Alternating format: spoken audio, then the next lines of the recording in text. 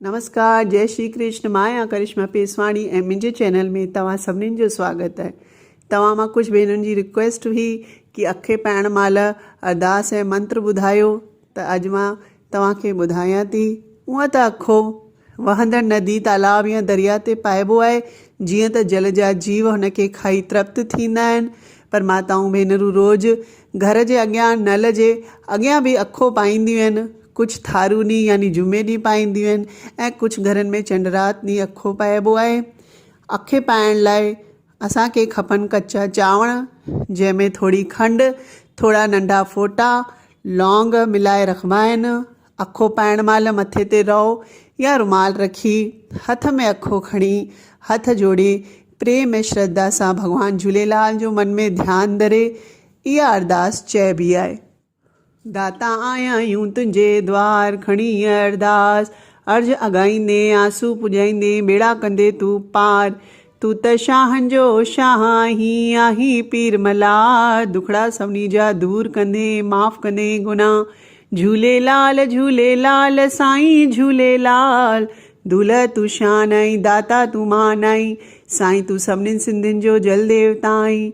वण टिण सावा थियनि जॾहिं तुंहिंजी नज़र पवे, दुखनि जा कारा ककर हटनि जॾहिं तुंहिंजी नज़र पवे। तूं ही जल में, तूं ही थल में, तूं ही हर हंधि आहीं, जेको तुंहिंजे शरण में आयो तंहिंखे पार पुॼाई। हथ जोड़े असीं अरदास कयूं था, हे नीले घोड़े वारा, शांतीअ जो वरदान तूं ॾींदे झूलण ज्योतिन वारा।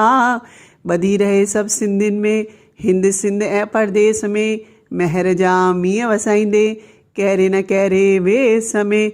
बोल अमरलाल की जय। अखो पाया अमर रिझाया, जो फल मांगा सो फल पाया। अखो जीअ पिंड रखो, अखो वेनती अरदास, जो पाए प्रेम ऐं श्रद्धा सां तिन जो साणी अमरलाल। मुंह मिसकिन जा ही ॿटे कणा, अखा फुल कबूल पवन। बोल अमरलाल की जय। लाल जा झाटी चओ झूलेलाल। त ही हुई भॻवानु झूलेलाल जे अखे पाइण महिल अरदास ऐं मंत्र। तव्हांखे कीअं लॻी कमेंट करे ज़रूरु ॿुधाईंदा ऐं मुंहिंजे चैनल खे सब्सक्राइब कंदा।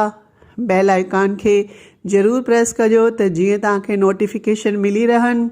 ॿियो कोई बि तव्हांजी फरमाइश हुजे त मूंखे ज़रूरु ॿुधाईंदा कमेंट करे, त मां ॿियो वीडियो हुन ते ठाहींदसि। तेसि ताईं मोकल थी वठां। जय झूलेलाल, जय श्री कृष्ण।